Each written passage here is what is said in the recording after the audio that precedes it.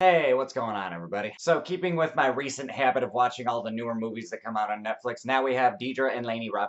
Now, anybody who's watched me for any period of time knows that I have a problem when Netflix calls some of its material originals, when half the time it's not actually their movie. They just kind of snatched up the distribution rights to a movie that played at like a film festival or something without actually putting up the money for it. But for this movie, it did play at Sundance, but Netflix did originally put up a whole bunch of the funding to get the film made, as far as my Wikipedia research goes, because that's how basic I am. But anyway, so the movie's basically about two teenage girls, and their mom has like this nervous breakdown, goes crazy, and she ends up in jail, so now Deidra and Laney have to rob trains in order to pay the bills. And I'm just gonna throw it out there, this movie's not that great, but shockingly enough, it's also not bad. Really, the only negative that I have with the movie is that it was, like, fairly predictable, like, here and there. Like, from the beginning, you knew exactly where the fuck this movie was gonna end up, but kind of in a broad sense, because there's certain things that happen that you're like, oh, I didn't see that coming. And the movie kind of plays out like it should have been, like, on the Disney Channel or something, but it's one of those movies that I can actually, like, put up with. Like, I have two younger sisters, and if they were watching this and I had to, like, sit through it, I would have been like, oh, okay. Like, it's not on that same level of, like, Hannah Montana annoying as fuck. And I think the reason for that was the well-balanced diversity of all the characters. Like, Deidre's a bit of a goody two-shoes, but she's also a little bit self-centered, and she kind of figures that out throughout the movie, and she kind of grows a little bit as a character, and that was cool. And Lainey's kind of like that dorky chick who just struggles to fit in, but I like how it had nothing to do with the way that she looked. It was all, like, mental and, like, how she interacted with people. Like, it was a psychological thing rather than this, like, surface thing. And their mom kind of, you know, sort of grows as a character or gets revealed as a character throughout the movie, and that was alright. They have a little brother in the movie, and he's, you know,